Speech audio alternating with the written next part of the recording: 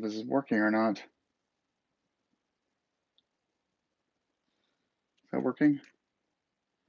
And it's working. Hopefully this isn't too wide of a camera angle. Is that working? Oh, there's a piece of hair on the lens. Okay. Oh, wow, that's really wide. It's like Adam's PJs. All right, I don't know if this is working or not. Can you hear me okay? Yeah, it works. Okay, cool. Hello, everyone. Adam here. So yeah, the calendar said Heather wouldn't be home till 9 o'clock, so I started this whole planning thing, and then she walked in at 7:30. So I feel bad. So she's like hiding in the bedroom. I think she's. This is a terrible camera angle. I feel like I'm looking up at a monument or something. Hold on, let's do it here maybe. And what's going to happen here is this is going to fall down the stairs. Okay, there we go. All right, cool. Hey guys and girls. So what I would do is talk a bit about what's been going on with the bike and other stuff, and then like if there are questions that come in over here, I would just like answer them. And last time I did this, there were 2 people watching. And I think one of them was probably myself, and that was the summer planning video where I was talking about kind of the trips I was doing this summer. Well, now it's end of year, and I'm already thinking about like next year's trips. So we have some scotch. It's December, so every year I do scotch for the month of December. Rest of the year I drink bourbon because bourbon's cheaper. So we're drinking the Glenmorangie 18. It's usually like $25 off this time of year, so I'll grab a bottle and nurse it until like January 1st. Okay, cool. And even if everyone drops out and it's just me talking to myself, I'll keep it up for others that want to see this. So first thing is that I got the notification from the BMW Motorcycle Owners of Vermont, which is my like nearest chapter, that I was successfully elected as one of their board members. They have 3 officer positions open. So when we first meet on January 6th, they're going to vote on who goes from member to officer. I doubt I'll be able to do that, but so I'm pretty excited. They were like, I'm the only out-of-state board member, and so November was the month of voting, and I got the email saying, "Hey, make sure you come to January's breakfast because you're now a board member and you have to actually do things." So that's pretty exciting. And I was looking at the BMW MOA magazine, and there was a topic about national board members, and Muriel, who is the officer for the MOV, was one of the people that you reach out to if you're interested. So I emailed her and I said, I don't even know what this entails, but I've got a pretty free 2019, so maybe I can help out. So that's pretty cool. So I think I'm like the youngest Vermont member, and I should probably drink some of this, but so stop me. I'm just gonna do stream of consciousness. Stop me, ask questions if you have anything. If not, I'll just keep talking to myself. Yeah. So the video I just posted, it's actually part 1 of 2. The it's all kind of in the video, but basically it's kind of my first experience with having like a body shop do work on my car. And since then, I had another body shop do work on my car because I wanted to get some undercoating rust spray undercoating done. And like they just left grease everywhere, like the door handles, the glass on the side. So like 2 body shop experiences, and even though I'm not like a total neat freak, it's bad. Like I don't, it's so bad. So I've got a rant video like about it because I was picking my car up, and I never like I rarely go to vendors or companies that complain. I like went back inside and I was like, dude, this is terrible. And he's like, oh, I'm so sorry. Let me fix that for you. He sends this guy out with just greasy rag, greasy blue rag, and like cheap aerosol glass cleaner to clean my paint up. Like, so I'm like, can you just like get the grease off of my leather seat? Because basically the guy had like this grease all over his butt, set on my seat to move the car. There's grease all over the seat. So I'm like, can you just clean my seat up and then I'll do everything when I get home? And so that's 2 body shop experiences. The first one is obviously in the next video, which was the detailing video, where I kind of show where the body shop dried the body of the car with a squeegee, and they kept hitting the edge, so it was like scraping clear coat off the car. It's just it's just disappointing. Okay, um, and those of you that like didn't watch the stream, I did one in like February or March, are noticing that this is just like my videos that I do because I like limited editing on these videos, so it's always basically stream of consciousness. Um, Other good channel news, I guess. There's a guy, I won't use his full name, but there's a guy that has made a like a sound clip for me to use kind of as intro music and cut music. He's not asking for any money. I like it a lot. He told me where to go to get a logo, so I'm going to try to like get a logo together and like make things more legitimate. Um, I don't know. I feel like there's this like when you look at the, and this is all new to me. I'm learning so much, but when you look at the the channels that have a lot of subscribers, I don't think it's just the dweeb at the end telling you to like and subscribe. I really think it's all about the quality of the video. And since I'm a terrible video editor, the least I can do is like add like some music or something. And when I look at the fact that I get a million people viewing these videos a month, but only 200 people, or sorry, a million views per month, but only 250 people subscribing per month, it's like that's a big contrast. I mean, I think like most publicly traded companies would go out of business if they had millions of people going into their stores and only 250 people actually buying product. Like, it's just it's a terrible ratio. So I thought maybe I should legitimize things a little bit by doing I can't find the guy's name. My iMac is hellaciously slow. But yeah, just the ratio is funny. But I mean, it's cool though. Like, there's 11 of you watching this, and then you compare it to February, and there are 2 people watching it. So that's good stuff. Bike update. Okay, so the first thing is, and I don't know if he's watching right now, but Bruce over at Altrider emailed me today and said he had something for me to test. A 1200 product, not a 1250 product. So he's gonna mail that over to me. I assume next week. I'll put it up on the channel. I don't think I should say what it is yet because I don't think they've announced that they have availability. But it's like a beta testing thing. But he wants me to shoot a video of it, and then I'm pretty sure I'm mailing it back to him when I'm done because he said there were a couple more changes they wanted to make. So that's pretty cool. And it's pretty easy to figure out what it is because it's the only thing from Altrider that's not being installed on my bike, or it's not on the list of things that I bought for the bike. So pretty simple to deduce that. What else? Well, I'll take you downstairs in a few minutes, but the wiring job is so like overwhelming because, well, I'll show you in a few minutes. I really shouldn't go into it right now. It really comes down to like just how to make it all work. I kind of wish like I had a friend that was like really good at electrical stuff or wiring or even just super like OCD about cables being separated and managed properly. So I'm taking my time with this. The one concern I have is that for the GSA, the fuel tank's been off the bike for like 3 weeks now, and all the cables that go back into the fuel tank and into the airbox and stuff are just all kind of sitting tucked away. One of my biggest worries is that I'm going to forget how it all goes back together. It's almost like disassembling, I don't know, like a motor and forgetting where bolts go. So, what I'm going to do is probably like rewatch my video where I take the bike apart and use that to know how to put it back together. But once the wiring is done, like we're basically in a pretty good home stretch for GSA modifications because um, almost everything else going on the bike are things that I installed in the last bike, so I already know how to do it. There's only a couple items that need to be powder coated. The first thing is I'm powder coating the rear passenger foot pegs black to match the rear subframe that's black. Uh, I also will possibly send my wheels to Woody's to get them trued and relaced. I know that's overkill for most of you, but it's also overkill to put new shocks on a bike that's brand new. So don't underestimate my overkill nature. And then the only thing I haven't ordered yet for the bike is the Jesse racks and the boxes. And that's because I was talking to Jesse Luggage, Ryan over there back in like October, and he wants to send me a few redesigns of the top case mount.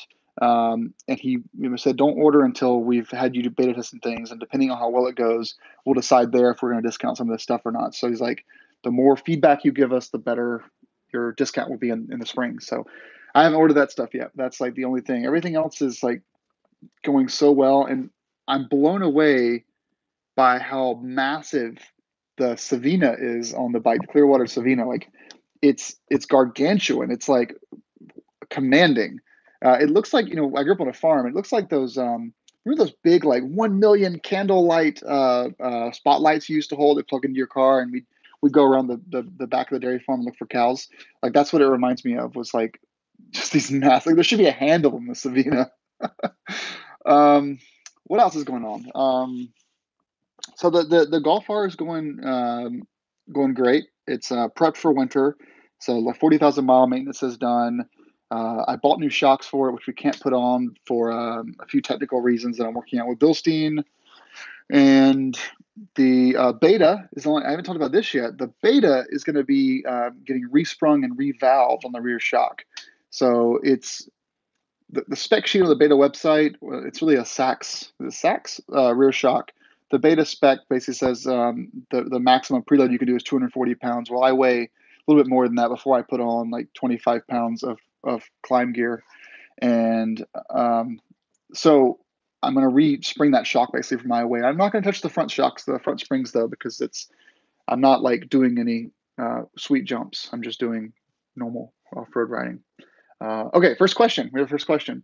We're going to PO Trek. Why not go with the 1250 GSA rather than 1200? Both are awesome.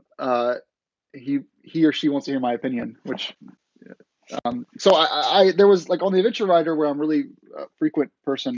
I posted it in the Shift Cam 2019 thread, because when I finally had the insurance money and the means to buy a new bike,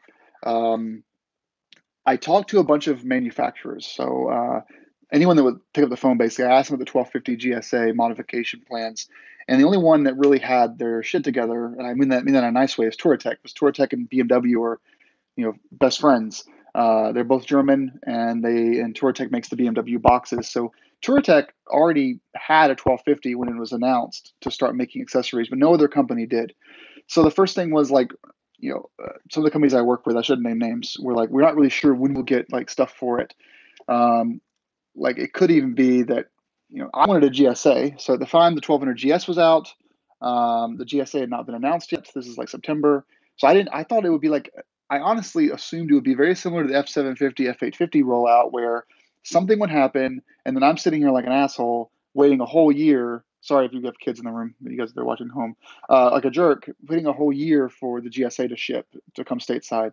Of course, that would have meant a lot of accessories would be made for it. Me. But I think I was worried about putting an order in for a GS or GSA and it not shipping until like a year from now.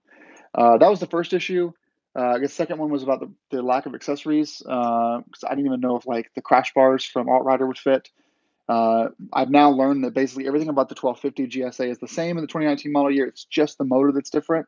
And the wheels were a different part number. Crash bars a different part number. The O2 sensors had moved. So like Acura hadn't made headers yet.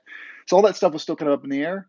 And then when you combine that with it's the first model year of a pretty major change to a motor, I just felt like, personally, my luck, I'll probably end up crashing the bike in the basement and getting a 1250 on like year 2 or 3 model year, or a full 4 years from now, the 1250 will be 4 generations old, 4 model years old. There'll be not only a lot of new aftermarket accessories, but aftermarket accessories on like Adventure Rider or eBay that are used that I can buy and outfit the new bike with. So it was kind of I guess, a timing issue. Now today, knowing that the 1250 GSA is stateside and that 80% or 90% of the accessories I would have bought work with it, I have a little bit of buyer's remorse, like a little bit. But then I should remind everyone that I've only been riding for this is my 4th year, and I really don't need more torque. I know there's anti-wheelie and there's all kinds of like nannies, but I'm really happy with the 1200 power, and I think the only thing I'm going to suffer from by buying the 1200 will be resale value. That's assuming I don't crash it, of course. Okay. Sorry, it's true. Oh yeah, totally. Well, I keep wanting to go down to Rhode Island to go to Twisted Throttle and see their place. So that's a good. I should come to you first. But no, totally. It's awesome up here. So like I'm north of Concord. So most people think of New Hampshire. Like most of New Hampshire residents live south of Concord or south of the Lakes region. Like I think like almost 90% of our residents live there, and the rest of us Hicks live north of there. So I'm like an hour north of Concord, which is where all the good trails start. So yeah, that would be awesome. Oh, he's destroying it. That's what he does though. Every time I give him a toy, he like completely here. He completely like just annihilates it. But luckily, he doesn't eat these things, so he just spits them out. He's trying to find the squeaker, and as soon as I hear like a click click click sound, I know he found the squeaker, and then I have to take it away from him because he will try to swallow that. Hey Heather, he's already destroyed the toy. Yeah, it was $3. She says. Okay, let's go downstairs. And what I'll do is I'm gonna answer this question on the way down, and then when I come back up, I'll see the rest of your questions. So XCA Liber says. Curious, when you got cruise control on the 60 mile per hour, what's the MPG? Oh, um, one second. I will post this link here, but it's roughly well uphill, downhill. I don't know. Um, I average like 24 to 25 MPG on the Golf R, and most of my miles, surprisingly, are actually highway miles. So here's my Fuelie profile, and you guys can dissect this as much as you'd like to. Uh, in there is going to be pretty much all of my driving data for all of my cars, and then go through that. And I think I went stage 2 on the Golf R like November 1st of 2015. So you can see like the pre power levels and MPG levels. I actually increased miles per gallon when I went stage 2 on the Golf R. So and that's actually a good segue. That link is going to be fun. So let's take you downstairs and we'll check out the bike. So this is like the video, but with no editing. So that's actually something that I should like talk about a little bit now, and then what we'll do. Trying to blur out the address there. What we'll do is we'll talk about bike a little bit. So I actually have a new car, and you'll see it on the Fuelie profile. It is a 2015 Ford Escape, and wow, there's 22 of you. Holy shit! Oh, I mean, crap for those of you who have kids. When I was riding with Matt on our Trans Labrador trip, he was like, "I watch your YouTube videos with my kids in the room." He didn't complain about the cursing. He just said, "Just something to think about. If there are people that are sensitive to cursing, you should, try to be better." And I said, "That's a good point. I don't really think about that too much." So I have a new Ford Escape. Well, it's new to me, Ford Escape. I don't think I can see your questions right now, but oh, there we go. Live chat. There we go. So what happened was I work for. Let's just just look at this the Savina real quick while I'm talking. What had happened was I work for TomTom. We have mobile mapping vans that travel the whole world. In the EU, we use Volkswagen Golfs. In the US, we would use a combination. Well, Toyota Siennas was 10 years ago. Then we started using Ford Escapes, and now we use RAV4s. So the these cars get driven so much that the 2015 Ford Escape that I just bought has 258,000 miles. It's a TomTom truck. The stipulations was that you have to remove the vinyl wrap. One, and it's as is, no warranty. You have to return the plates to TomTom. That's pretty much the only rules there. But yeah, and they expected roughly $1,000 per person to get the Toyota the Ford Escape roadworthy. So that's kind of the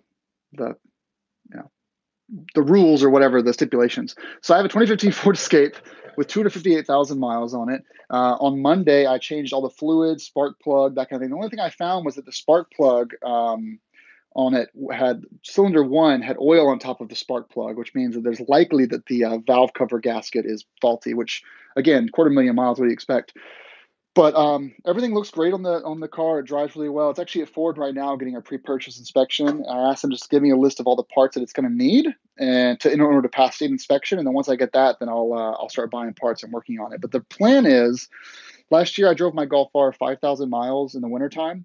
The plan is to garage the Golf R for the winter, and then drive the Ford Escape until April or May, in which case I only drive the Golf R like 500 miles between May and October because I ride the motorcycles. So yeah, that's the plan. So I'm sorry, I got to chat here, but I got a new car, which is pretty exciting. So live chat.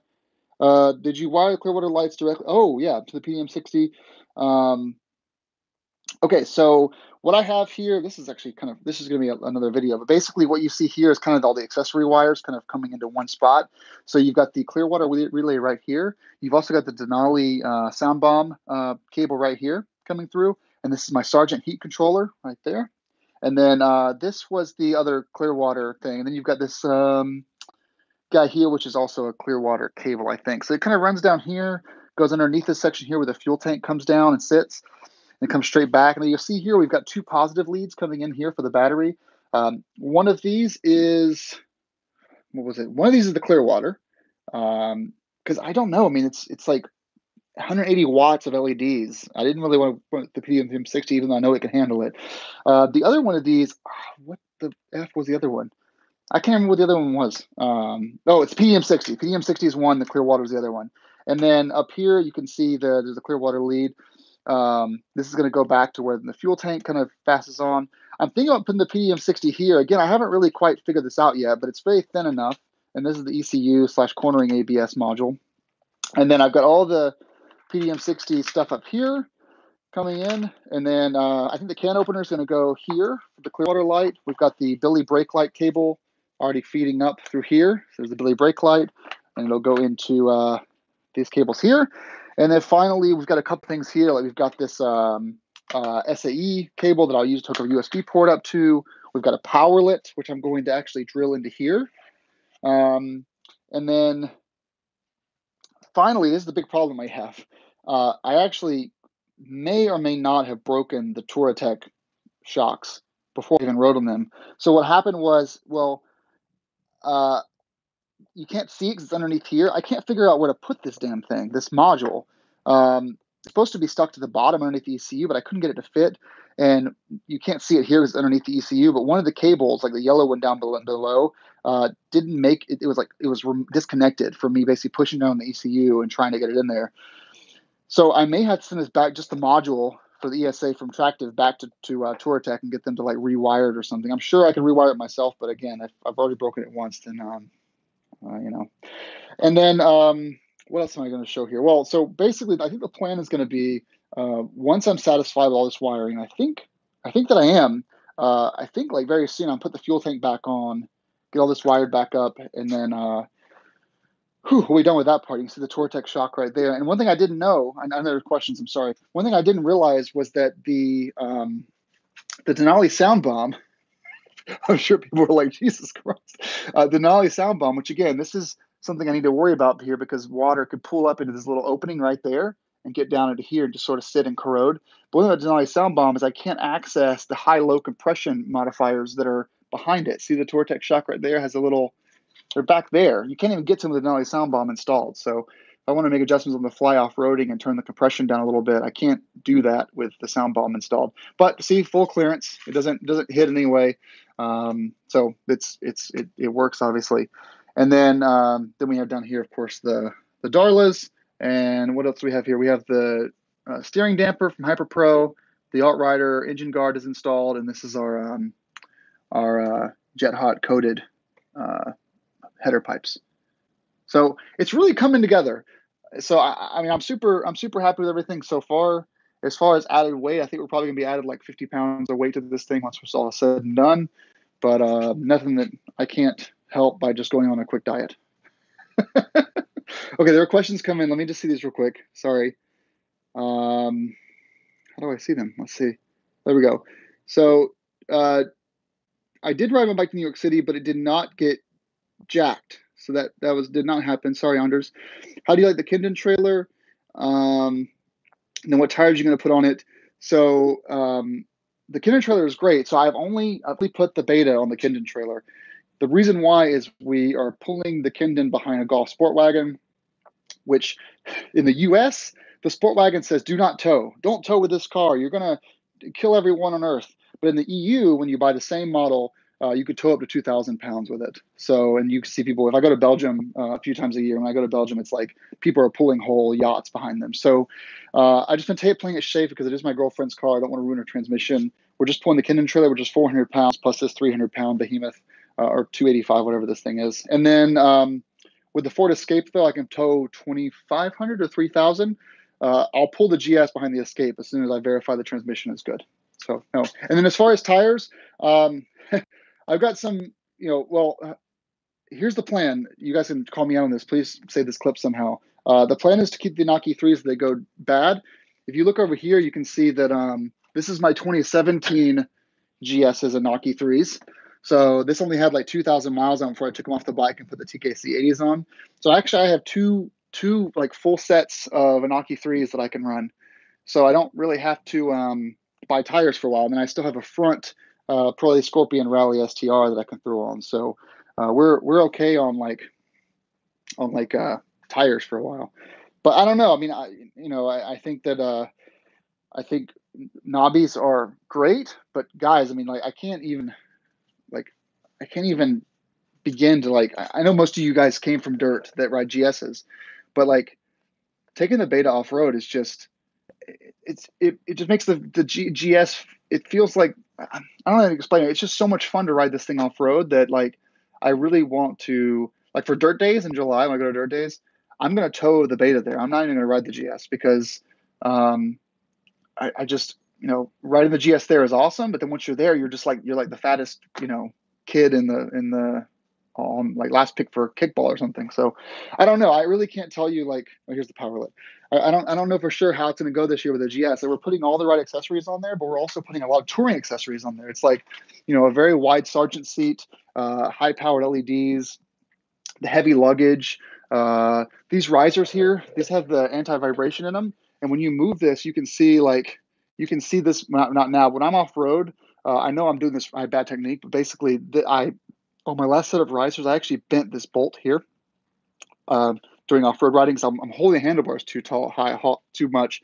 I know that's bad technique on my part, but I feel like I've set this bike up for like touring with the occasional once a year slide into a guardrail, and not necessarily for off-roading. So like an F800 completely stripped down would be a lot more fun than this off-road, I think. So we'll see how it goes. I mean, once the Canadians, the Quebec friends invite me out to go off-roading, I'll probably join them. Okay. Anything else that you guys wanted me to point out real quick? Sorry if I skipped anyone, but we've got our Alt-Rider crash bars here. I'm trying to show my address of these packing slips. We got some cool little sticky things for the mounting the cable wraps. We have a bunch of cable management stuff. We've got some zip ties here. We've got some stuff to put the cables through. So all that stuff is there.